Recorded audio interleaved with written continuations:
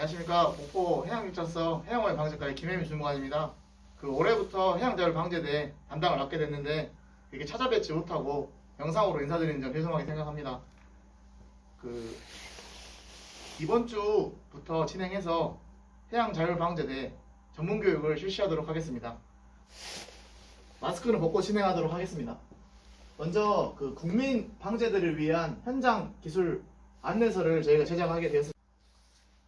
네, 교육은 먼저 1장 해양오염 발견 시, 그리고 2장 유출된 기름의 방제 및 회수, 그리고 방제 안전, 프로, 그리고 외에도 해양오염 방제 기술에 대한 부분에 대해서 간략하게 설명드리도록 하겠습니다.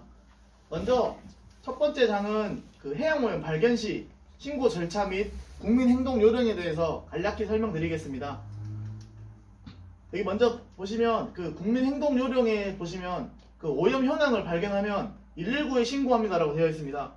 저희 해양에서의 긴급 신고 번호는 119입니다. 평소 숙지하여 위급 상황 시 즉시 신고하여 주시기 바랍니다. 그리고 방독면이 있는 물수건, 마스크 등으로 입과 코를 막습니다. 오염은 위험한 지역에 대피, 신속히 안전한 곳으로 대피 바랍니다. 그리고 BOC나 안전한 장구로 오염물이 누출되지 않도록 하고 접촉 시 비누로 세척하여 주시면 되겠습니다. 그리고 오염된 지역에 물이나 음식물은 섭취하지 않습니다.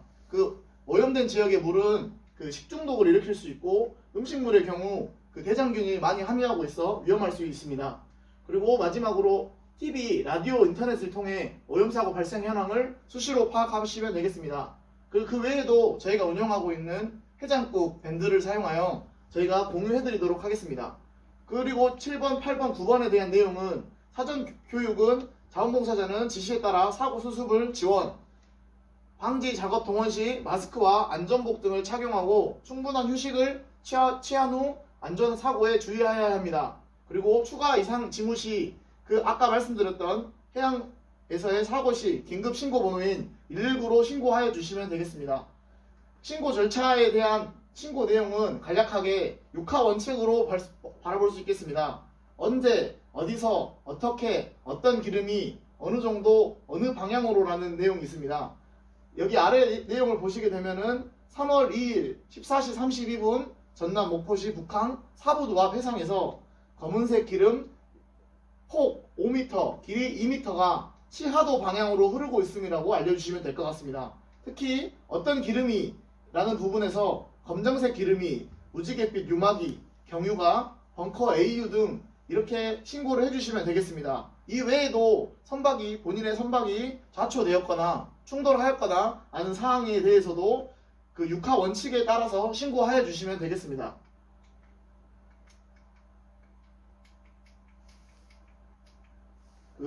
이거에 대한 규칙은 해양환경관리법 시행규칙에 나와 있습니다.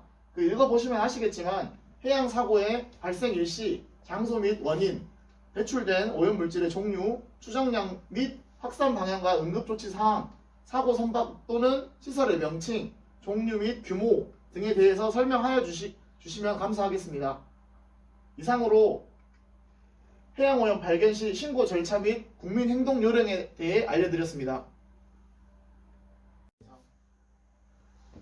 두 번째 강의는 유출된 기름의 방제 및 회수 부분에서 해상 방제, 확산 방지에 대해서 설명드리도록 하겠습니다. 2장 유출된 기름의 방제 및 회수 부분입니다. 먼저 해상 방제 2-1의 1 확산 방지에 대해서 설명드리도록 하겠습니다.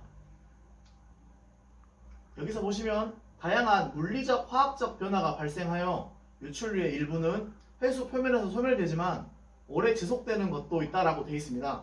여기서 아까 전에 말씀드렸던 무지갯빛 유막이 아닌 검정색 유막이나 벙커 CU 등이 여기에 해당합니다. 해양 환경에서의 유출류의 고동 특성은 유출량, 유류의 초기 물리적, 화학적 특성 등에 따라 결정된다고 볼 수 있습니다. 여기서 보시면 확산 포집 관련입니다. 여기 사고 같은 경우에는 진도에서 예인선이 좌초되어 기름이 나온 상태로 여기 주변에 해안가에 붙는 것을 방지하기 위하고 넓게 퍼져나가는 것을 위해 확산 방지 포집을 사용하였습니다. 그 두 번째는 이제 그 유해수기로 그 회수를 하는 장면입니다.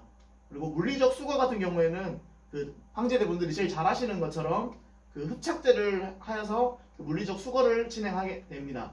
그리고 네 번째 사진은 분산 처리로 해서 그 배에서 물대포 같은 걸 쏴서 그 유막이 흩어지도록 하는 방법입니다. 그 일련의 과정들과 시간에 따라서 유출 방제의 모든 측면에서 기초가 된다고 볼 수 있습니다.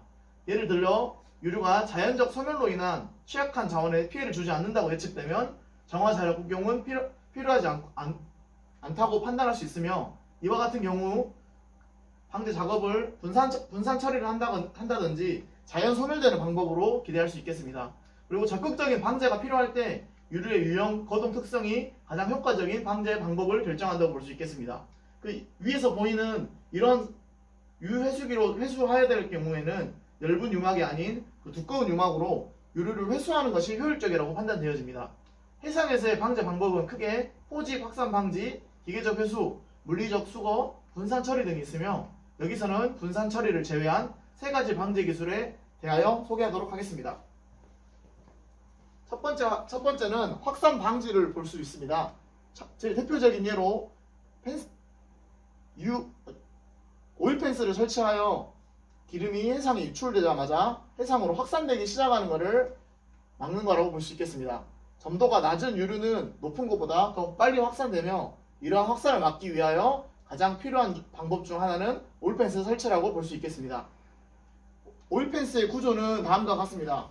오일 펜스는 크게 부력체, 스커트, 장력체, 발라스트, 접속부라고 볼 수 있겠습니다. 접속부 같은 경우에는 오일 펜스와 오일 펜스를 연결하는 거라고 보실 수 있겠습니다. 특히 오일 펜스 한 뭉치 같은 경우에 20m로서 이 접속부를 몇 개 연결하냐에 따라 그 몇 킬로까지 연결될 수가 있습니다. 그리고 부력체의 경우에는 이게 스티로폼으로 이루어져 있고, 이 발라스트 및 이 부력체를 가지고 있어 공기나 부력 물질에 의해 그 오일 펜스가 부력을 유지한다고 볼 수 있겠습니다.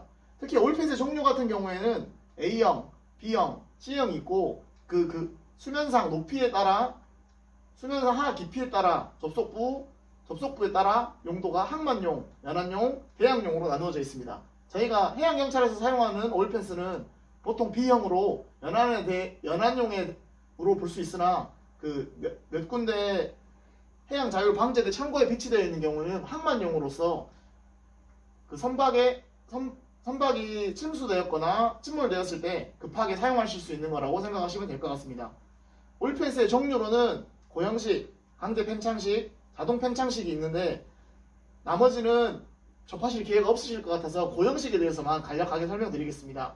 발포성 부력제를 내장하였습니다. 발포성 부력제는 쉽게 생각하시면 스티로폼으로 부력을 사용한다고 보시면 되겠습니다. 단점으로는 부피가 커서 보관 공간이 많이 차지한다는 점, 그에 비해 장점은 가격이 저렴하고 파손 저항이 우수하다는 점입니다. 사용 시기 및 장소는 사고선 주위와 사고 위험 해역의 장기간 설치 시 또는 연안 및 항만에 사용한다고 보시면 되겠습니다. 그 외에 강제 팽창식 또는 자동 팽창식 같은 경우에는 한번 읽어보시면 될 것 같은데, C형 같이 대양 같이 큰 바다에 초동 조치를 위한 긴급 설치 시 사용한다고 생각하시면 될 것 같습니다. 오일 펜스의 기능은 다음과 같습니다. 가장 기본적으로 기름의 포집으로 고유 기름을 포위함으로써 확산을 방지하고 회수를 용이하게 하기 위해 두껍게 만든다고 보실 수 있겠습니다. 두 번째는 유도 전장으로 해안가에 위치한 적절한 회수 지점으로 기름을 유도함으로써 이후 진공 펌프, 기타 회수 방식을 통해 제거할 수 있게 하겠습니다. 그리고 항만, 발전소 치수구, 양식시설 등 경제적으로 중요하거나 생물학적으로 중요한 곳에 기름이 분리되도록 유도한다고 보시면 되겠습니다. 아래 장면은 해경 방제정을 이용한 오일 펜스 포위 설치로 보실 수 있겠습니다. 포위 모습에 따라 크게 U자형, J자형으로 보실 수 있겠습니다. U자형의 경우에는 그 선단을 이끌고 가는 배의 크기가 두 대가 같다고 보실 수 있고, J자형 같은 경우에는 앞에 배는 한 대는 크고 한 대는 작다든지 아니면은 그 포집을 빠른 포집을 하기 위해 설치한다고 보시면 되겠습니다. 올펜스의 설치 방법은 포위, 포집, 폐쇄, 유도 예인 등 여러 가지가 있지만 포집 예인이 가장 효율적이라고 보실 수 있겠습니다. 그 이유는 기름이 오기를 기다리는 것이 아니라 기름이 있는 곳으로 이동하는 기동성이 있기 때문이라고 보실 수 있겠습니다. 특히 이렇게 오일펜스를 치고 그 안에 이제 기름을 포집을 하고 여기에 이제 유흡착제를 투하하여 유흡착제로 기름을 회수하는 방법이라고 보시면 되겠습니다. 오일펜스의 설치 예인 종류에는 포위 설치, 포집 설치, 유도 예인, 폐쇄 설치, 포집 예인, 그리고 흐름 설치로 보실 수 있겠는데 아까 말씀드렸던 것 같이 포위 설치를 가장 많이 사용하는 편입니다. 그래서 중질 원유의 포집을 위해 선박이 U자형으로 예인하여 기름을 회수하면 작업이 성공적으로 완료된다고 보실 수 있겠습니다. 여기 안에 이제 유회수기라는 장비를 넣어서 포집된 기름을 회수한다고 보시면 되겠습니다. 그리고 여기는 아까 설명드렸던 U자형, J자형 외에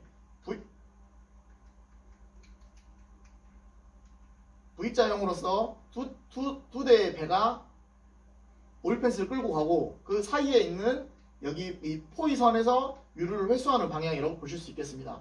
그리고 이거는 아까 말씀드렸던 포위 설치라고 볼 수 있는데 일부가 가라앉은 선박 위에 계류되어 있는 팽창식 오일펜스, 튀어나올 수 있는 기름을 포집을 위해서 사용한다고 보실 수 있겠습니다.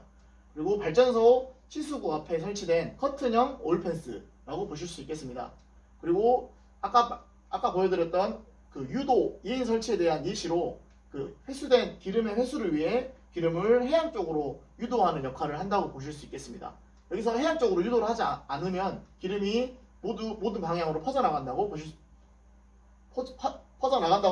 생각해야 될 것 같습니다. 그리고 오일펜스 설치 시 주의사항으로는 예상 수심, 여울성 파도, 조수간만의 차 등에 적합한 길이의 계류 로프를 선택하여야 합니다.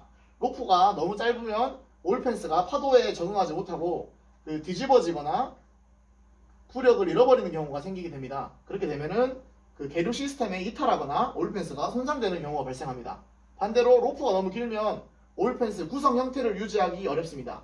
그래서 유지하기 위해 앵커와 로프 사이에 무거운 체인을 달아 그 앵커의 유지력을 사용하기도 합니다.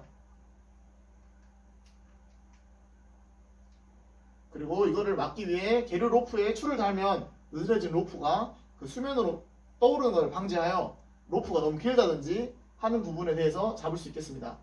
여기 보시면 그 길이가 불충분한 계류 로프를 사용하여 간조대 그 오일펜스가 매달림에 따라 그 기름이 유실되고 있다라고 보실 수 있겠습니다. 그 선박으로 보시면은 여기 선박이 이제 걸어놓은 선박에서 턱걸이를 한다고 생각하시면 이해가 빠르실 것 같습니다. 그래서 여기 부위를 설치를 하고 앵커와 무게추를 달아서 이 상태를 유지한다라고 보시면 되겠습니다. 전형적인 오일펜스 계류 구조로서 오일펜스를 따라 일정 간격을 두고 동일한 시스템을 구성할 수 있습니다. 이상으로 오일펜스에 대한 설명을 마치도록 하겠습니다. 세 번째 강의는 유흡착제를 이용한 물리적 수거에 대해 설명드리도록 하겠습니다. 유흡착제는 해상에 유출된 오염물질을 흡수 또는 흡착하여 회수하는 물질로 유출량이 적거나 좁은 지역에서 회수기를 이용한 회수 작업이 곤란한 경우에 주로 사용한다고 보시면 되겠습니다.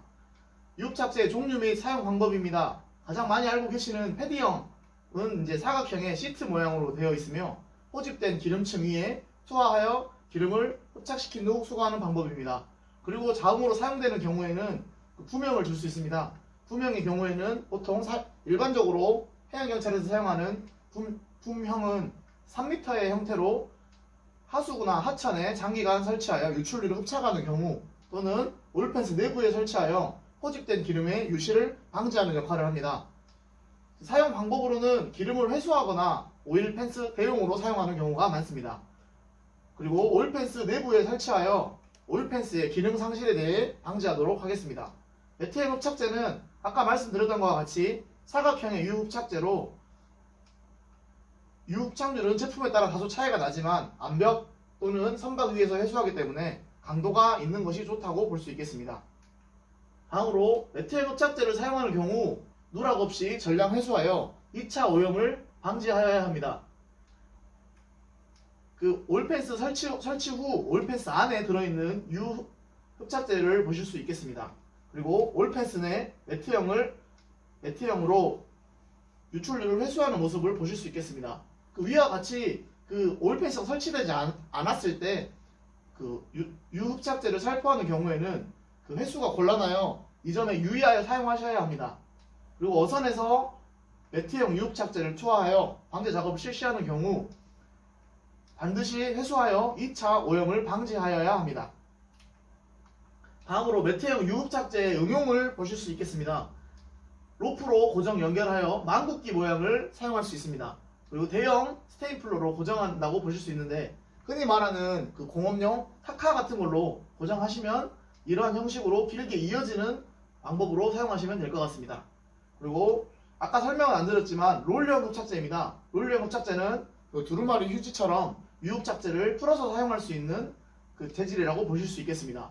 유흡착제는 고전도 기능에는 효과를 발휘하지 못하지만 그 흡착되더라도 그 길게 사용할 수 있기 때문에 그 효율이 높다고 할 수 있겠습니다. 이 장면은 그 자율방제대 훈련 중에 그 큰 선박과 작은 선박이 서로 그 부명을 설치하여 연결한 모습으로 보실 수 있겠습니다. 여기 보시면 그 길게 두루마리 휴지처럼 연결이 되어 칼로 자르거나 분리하여 사용하실 수 있겠습니다. 그 유흡착제 롤령 같은 경우에는 올펜스처럼 이렇게 길게 연결하여 사용하실 수 있습니다. 그 작은 소형 선박 투척으로 포집하여 기름을 수거하실 수 있겠습니다. 유흡착제의 전장 모습입니다. 그리고 유흡착제 전장 시 유의하여야 하는 방법인데 그 전주등을 묶어 사람이 지지하는 방법과 롤령 매트 그대로 해면에 투입하는 방법이 있겠습니다. 롤령 흡착제 응용으로 그 Z형으로 그 지그재그 형식으로 그 전장하는 방법이 있겠습니다. 그 Z형 유흡착제 전장 방법입니다. 펜스형 흡착제는 아까 말씀드렸다시피 그 올펜스 내부에 설치하여 오염물질 흡착하는 데 주로 사용하거나 올펜스가 설치가 곤란한 작은 하참에서 사용한다고 보실 수 있겠습니다. 저번에 말씀드렸지만 올펜스는 한 뭉치에 20m로 펜스형 흡착제 경우에는 하나에 3m, 그래서 6개, 7개 이하로 설치하는 경우에는 펜스형 흡착제 같이 펜스형 흡착제를 부분 설치하는 경우도 있겠습니다. 그 위와 같이 오일펜스를 설치하기 곤란한 지역에는 펜스형 흡착제를 사용하여 그 짧게 유지를 한다고 보실 수 있겠습니다. 그리고 다음으로는 중전류 부착제입니다. 중전류 부착제는 기존에 보았던 그 기름보다 더 두꺼운 기름에 사용한다고 보시면 되겠습니다. 그 고점도 기름이나 무스화된 기름의 확산 방지와 흡착 해수에 적합하다고 보실 수 있겠습니다. 그리고 기름 해수 네트보다 유속이 큰 하천이나 해역에서도 사용할 수 있는 점이 큰 장점이라고 보겠습니다.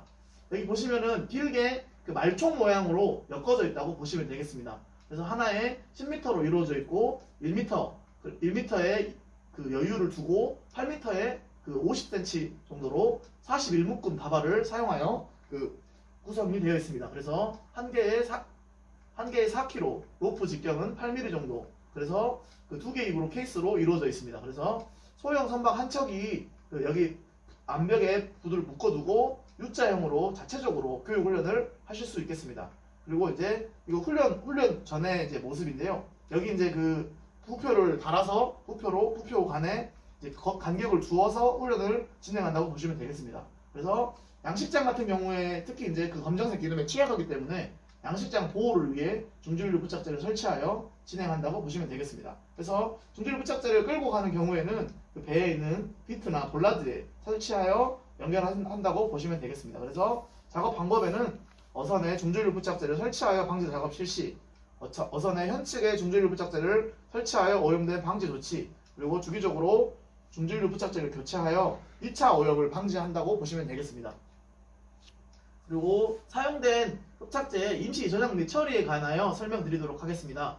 그 사용된 흡착제는 조립된 임시 탱크 저장 안에 흡착 후 그 간단하게 실을 수 있으며 인양시 슬링 로프를 설치하여 그 운반할 때까지 묶어두면은 효율적으로 회수를 할 수 있습니다. 그리고 작업의 사정 등으로 펜스형 유흡착제 등을 현장 부근의 육상이나 선상에 임시 저장해두는 경우에는 탱크에 비가 들어가지 않도록 하여 그 2차 오염, 그 흡착제에 묻어있는 기름이 빗물이나 바닷물에 다시 흘러나오는 일이 없도록 하여야 하겠습니다. 이상으로 제 세 번째 강의를 마치도록 하겠습니다. 네 번째 강의로는 아까 처음에 설명드렸던 오일펜스 그리고 유흡착제 이후에 그 외에 기타 방제 기자재에 대해서 설명드리도록 하겠습니다. 첫 번째는 기름 회수 도구로 뜰채, 국자 등으로 보실 수 있겠습니다. 그래서 금속재 뜰망, 국자, 뜰채라고 보실 수 있고요. 그리고 갈고리라고 보시면 되겠습니다. 그 나무 재질의 봉은 무겁고 다루기 어렵기 때문에 직경 30mm 알루미늄 파이프 봉이 적합하다고 보실 수 있겠습니다. 그래서 물에 떨어뜨려도 가라앉지 않도록 봉의 끝부분에 부력재를 붙여두어 실수로 물에 떨어뜨렸을 때도 다시 회수할 수 있도록 그 부력을 갖게 하도록 하였습니다. 그리고 그 물체를 그 접이식으로 3단 접이식으로 하여 그 운반 또는 보관이 쉽도록 하였습니다. 여기서 처음에 알루미늄 파이프라고 말씀을 드렸는데 그 최근에 나온 제품 같은 경우에는 그 기존에 사용하시던 낚싯대처럼 그 하이바 형태로 그 휘어지거나 이제 이렇게도 부러지지 않도록 제작이 되었습니다. 먼저 금속재 철망 같은 경우에는 그 망이 350에 250mm 형식으로 끝단에는 부력재를 붙인 그 접이식으로 그 보관 운반에 편리하도록 하였습니다. 국자 같은 경우에는 물 빠진 구멍을 두어 그 고점도 기름 회수에 용이하다고 보실 수 있겠습니다.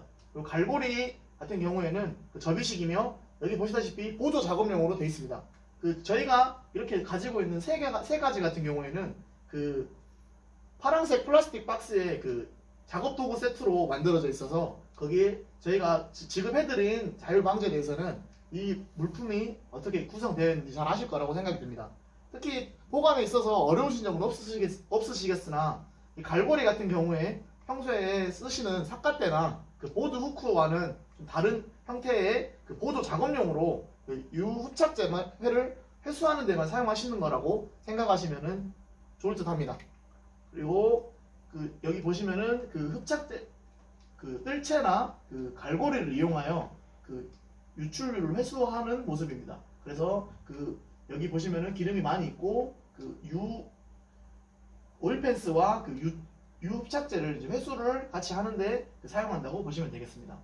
여기 보시는 거는 이제 그 튜브 모양으로 되어 있는 그 간이형 유회수 장치라고 보시면 되겠습니다. 그래서 쉽게 말하면은 우물형 냉장고 또는 간이 유회수 장치 또는 뭐 오일 가두리라고 저희가 표현을 합니다. 그래서 현장에서 간단하게 사용할 수 있는 장비로 뜰채로 뜬 기름이나 흡착된 유흡착제를 간이형 유회수 장치로 옮겨 담아 그 진행할 수 있도록 하겠습니다. 그래서 사용화될 경우에 동원된 선박의 갑판의 2차 오염을 줄이는 동시에 단순한 그 방제 방법으로 각광받을 것으로 예상이 됩니다. 그래서 여기에 안에다가 이제 흡착제를 넣던지 그 기름을 옮겨서 이거를 그대로 예인의 옆에 배에 차고 끌고 들어오는 형태라고 보시면 되겠습니다.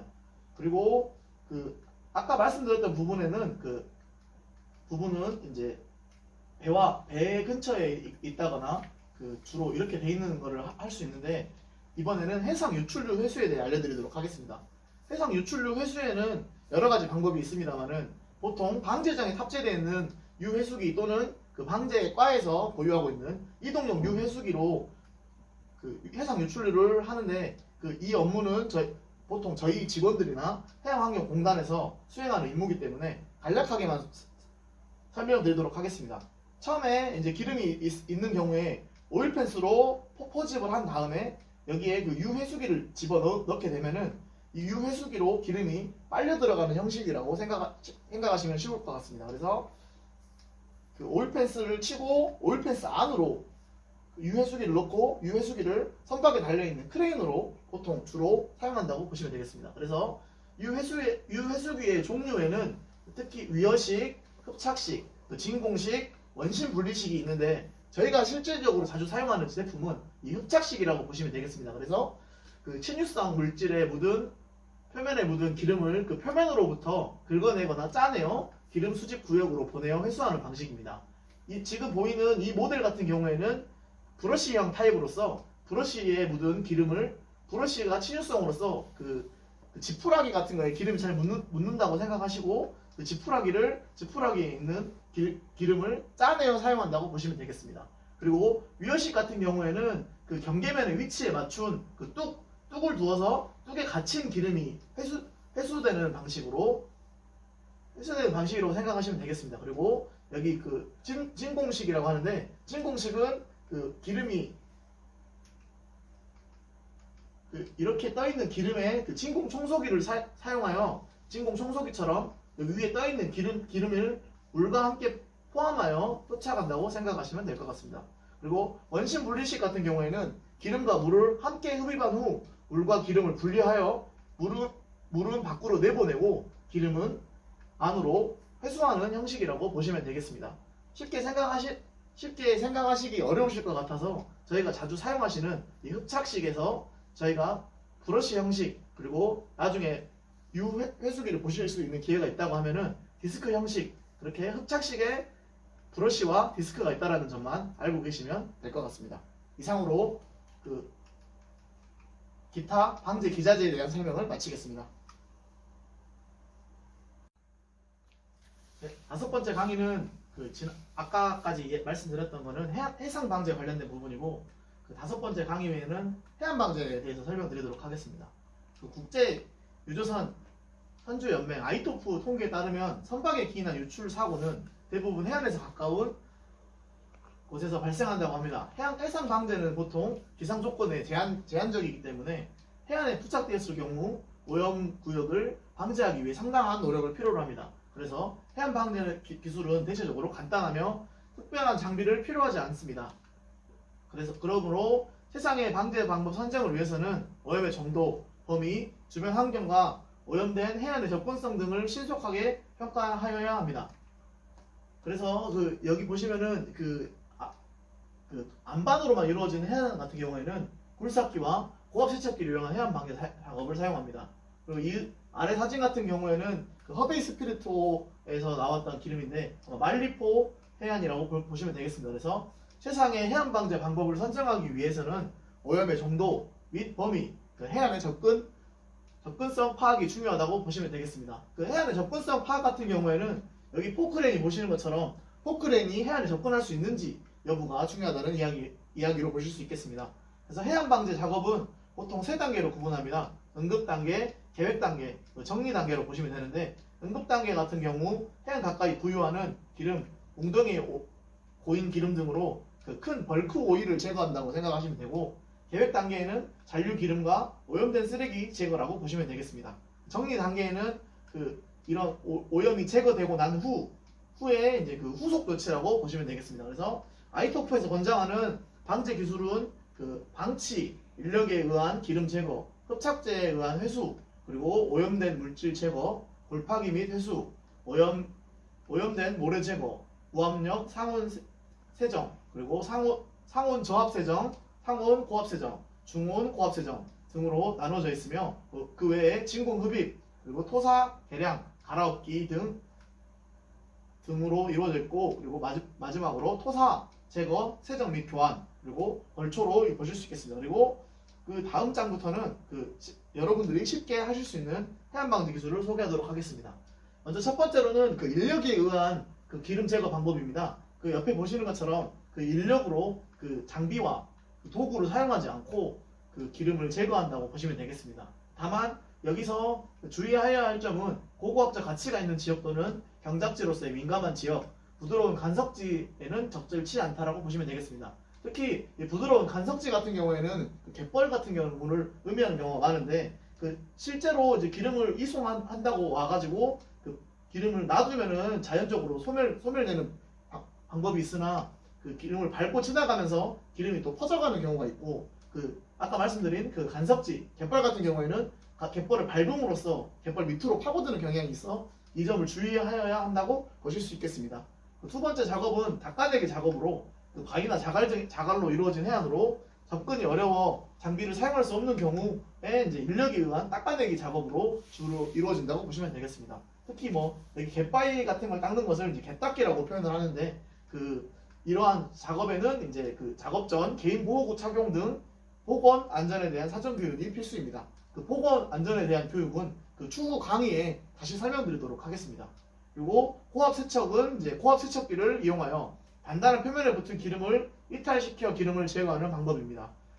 특히 이제 여기 보시면은 고압 세척기 같은 경우에는 이제 양식장이나 이제 어선 같은 경우에서 이제 쩍 같은 거를 제거하는 경우에 주로 사용하는 경우가 많습니다. 그래서 떡 같은 것처럼 쩍 대신에 기름을 제거한다고 생각하시면 기존의 작업에서 고압 세척기를 쓰셨던 분들은 이해하기 쉬울 것으로 판단됩니다. 그래서 작은 뗏목 같은 걸 이용하여 이제 기름을 하는데, 이제 떨어져 나온 기름은 이제 아까 말씀드렸던 펜스형 흡착제를 놔두고 기름이 흘러나와서 펜스형 흡착제에 자연스럽게 붙도록 유도하는 방법입니다. 그래서 여기 기름 보호 장구를 다 착용을 하고 여기 테트라포트에 기름을 제거하는 모습이고요. 장비를 착용을 하여서 암벽에 붙은 기름을 제거하는 모습입니다. 그리고 아까 말씀드렸던 것과 같이 고압 세척, 아까 보여드렸던 부분은 이제 6바 이상이라고 되어 있는데 기준이 이제 여기는 3바 이하의 저압에 물을 뿜어 표면의 기름을 씻어낸다고 보시면 되겠습니다. 노즐을 이용하여 일부 침투된 기름을 이탈시켜 보낸다고 보시면 되겠습니다.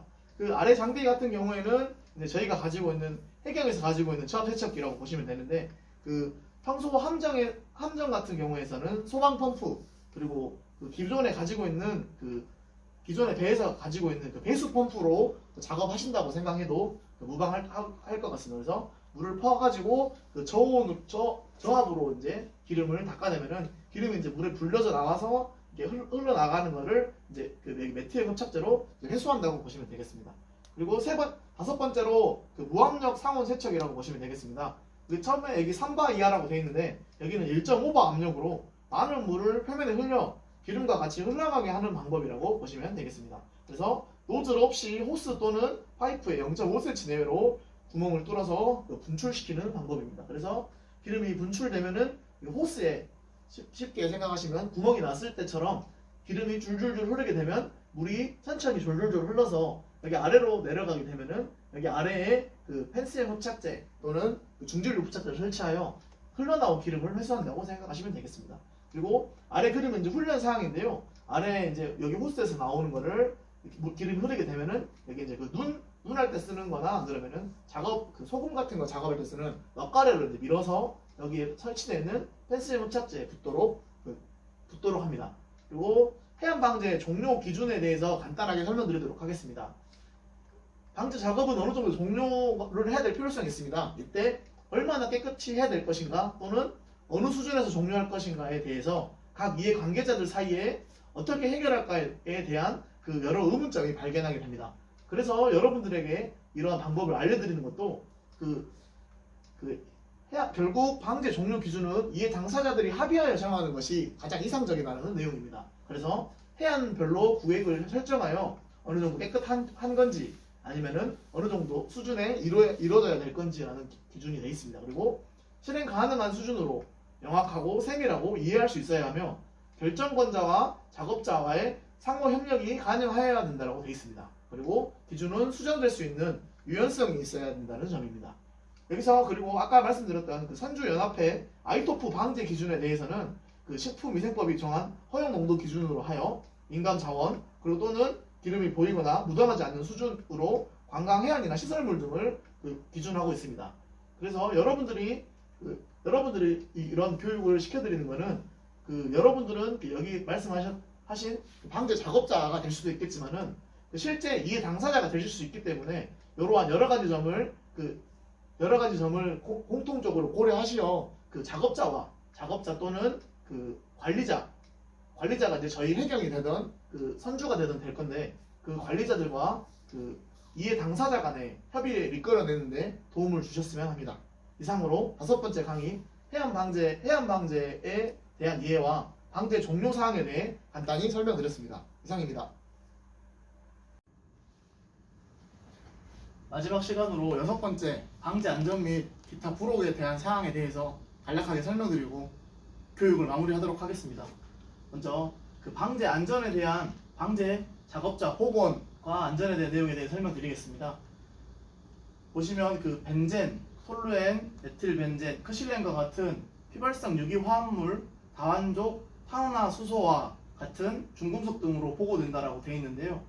특히 사회적 관심이 증가됨으로써 여수에서 발생한 오이산호 충돌 사건, 그리고 허베이 스피리투 사고에서와 같이 사회적 관심이 증대되며 방제 작업자의 보건과 안전에 대해 신경 써야 된다고 판단되고 있습니다.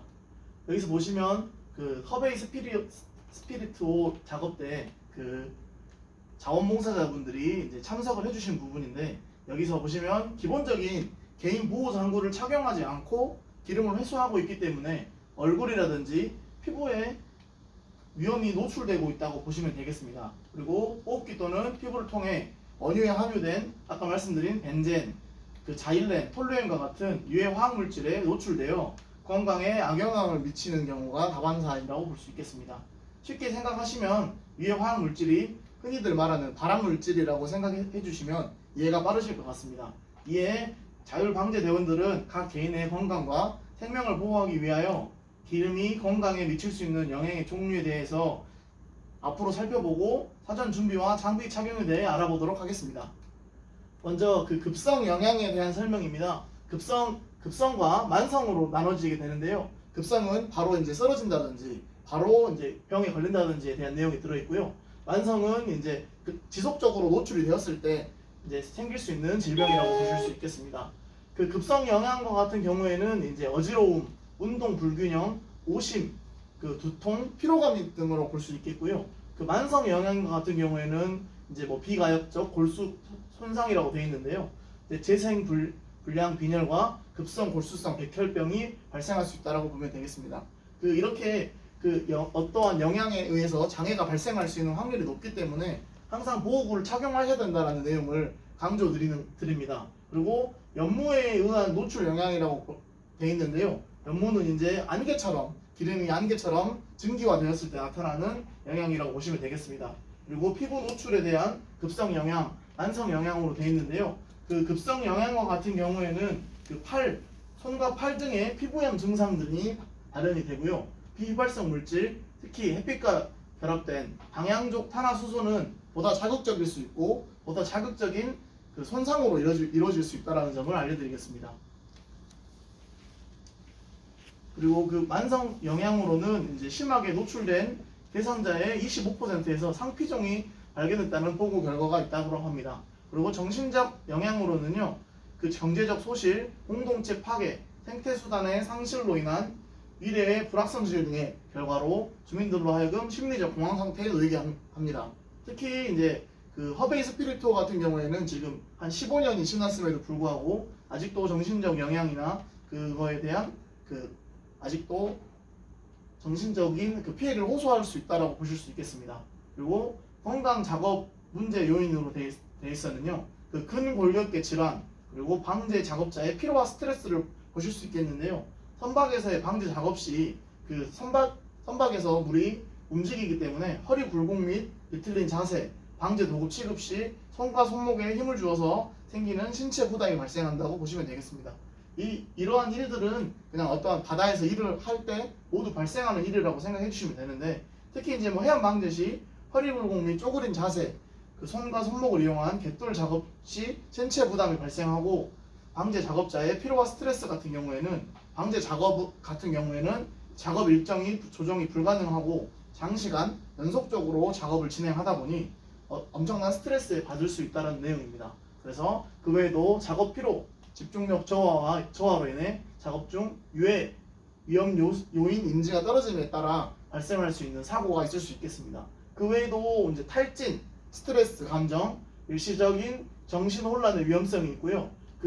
아까 말씀드린 위험 요인 인지가 떨어짐에 따라 발생하는 미끄러짐, 헛디딤, 추락으로 이어질 수 있겠습니다. 특히 기름이 덮인 자갈이나 위를 걷는 데는 미끄러움의 요소가 크므로 매우 주의해야 합니다. 그리고 방제 작업 시 중 계단, 사다리 계단, 선박 갑판은 기름에 의해 미끄러질 염려가 있으므로 주의하여 작업을 해야 된다고 보실 수 있겠습니다.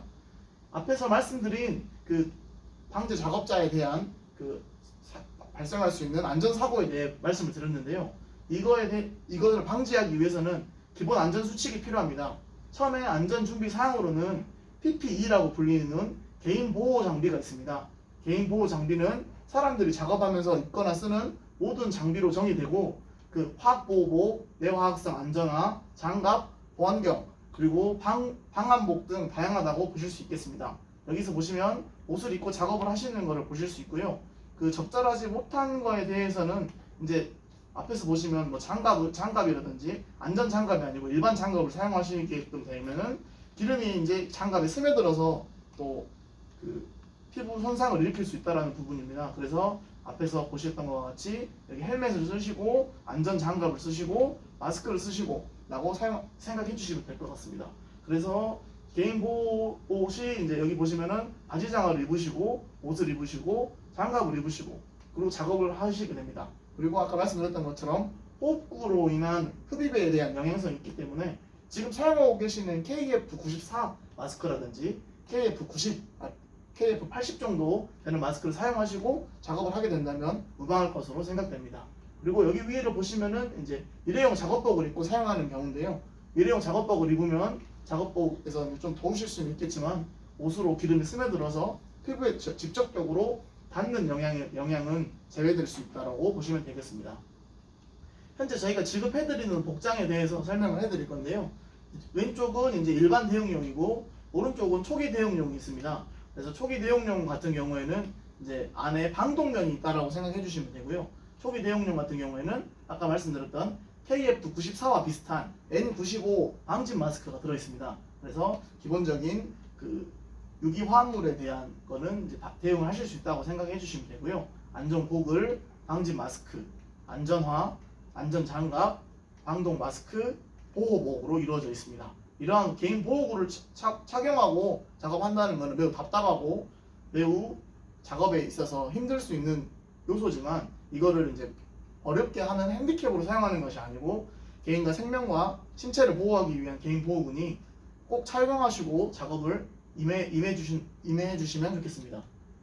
그래서 이렇게 보시면 아까 말씀드렸던 고글이나 마스크 그리고 안전 장갑 그리고 일회용 복장을 사용하게 되면 개인의 보건과 안전을 확보하시고 작업을 하실 수 있을 것 같습니다. 그리고 방제 기본 안전 수칙에 대해서는 간략하게 읽고 설명드리도록 하겠습니다. 우선적으로 방어적으로 대응하라라는 이야기인데요. 이제 현장에 지휘자가 있기 때문에 현장에서 지휘자가 지휘하는 내용에 대해서 대응을 하시고 혼자서는 활동하시는 것보다 복수적으로 2명에서 3명으로 이루어져서 작업을 하시고 사전에 위험성을 평가하라라는 내용입니다. 물론 현장 작업자가 사전의 위험성에 대해서 많이 대비를 하고 그거에 대해 고지를 해드릴 건데 그 작업자 자체도 사전의 위험성을 평가를 하고 생각을 하시고 해주시면 좋을 것 같습니다. 그리고 사전에 받을 적이 없는 작업은 피한다. 작업 장소, 기한 시간은 사전에 파악한다.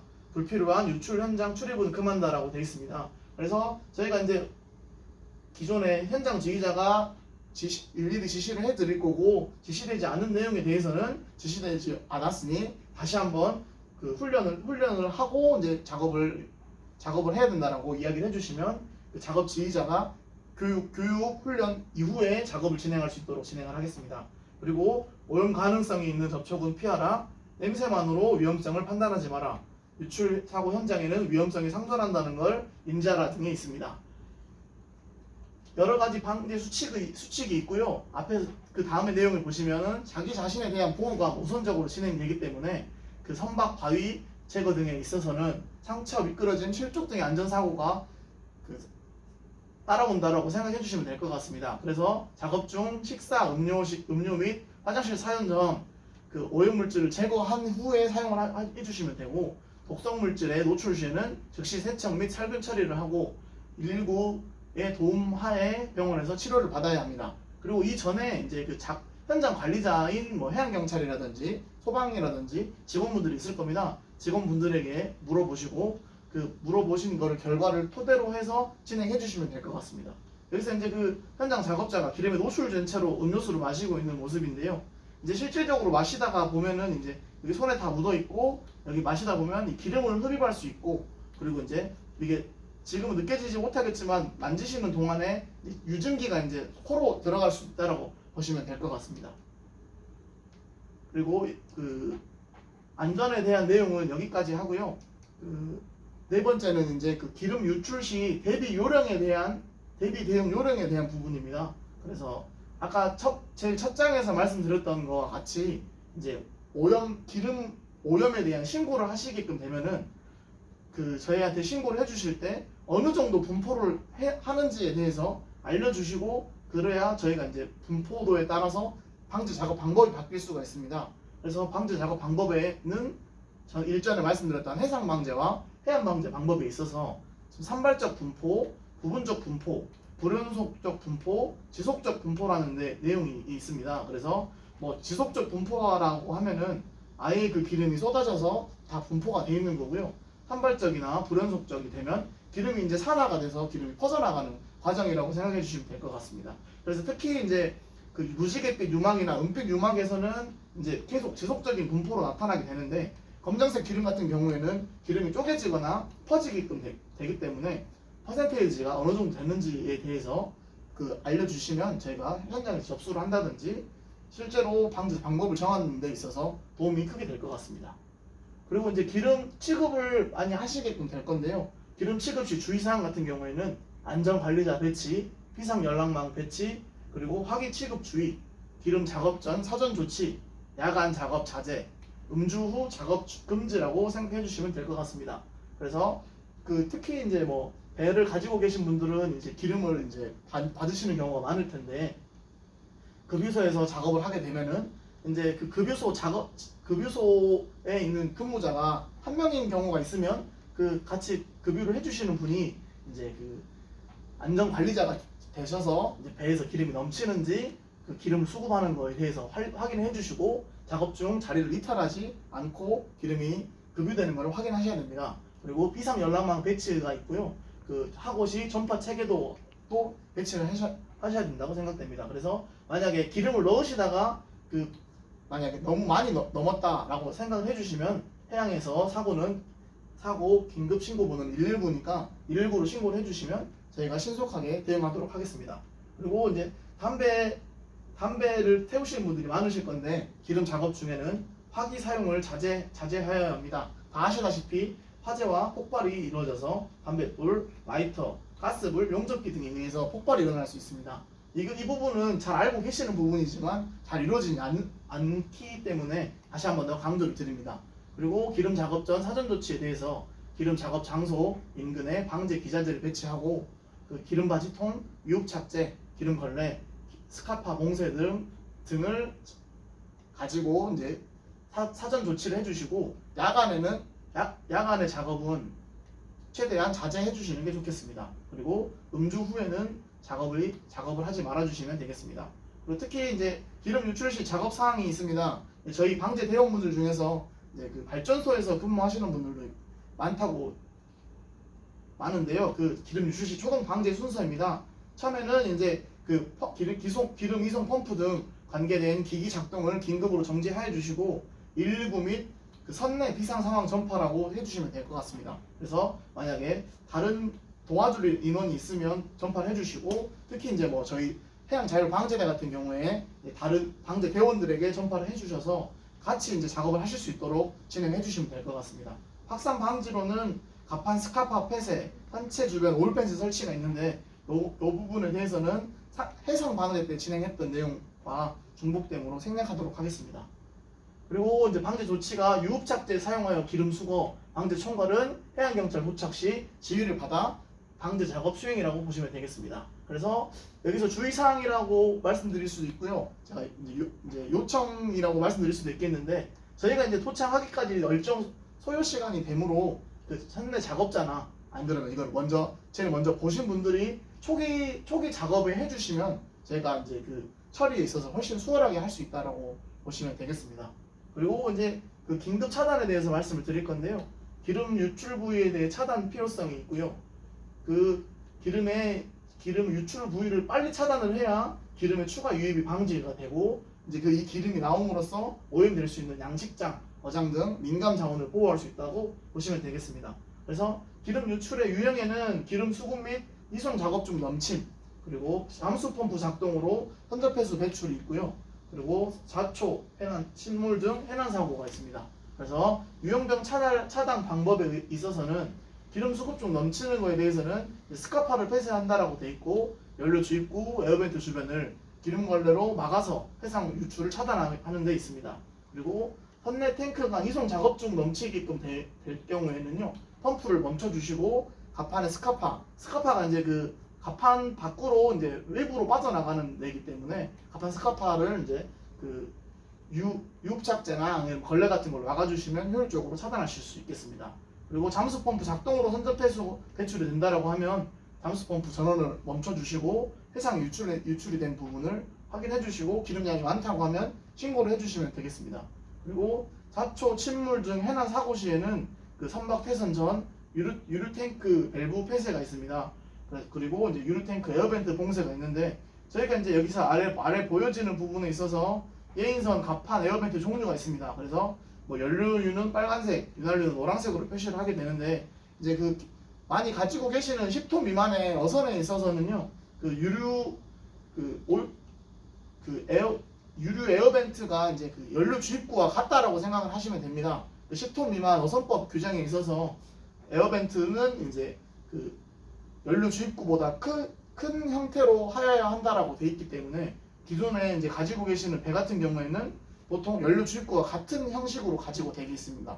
그래서 연료 탱크가 2개인 경우에는 에어벤트가 연료 주입구 2개, 에어벤트 2개 해서 총 4개가 있기 때문에 이 사항도 한번 유의해 주시면 좋을 것 같습니다.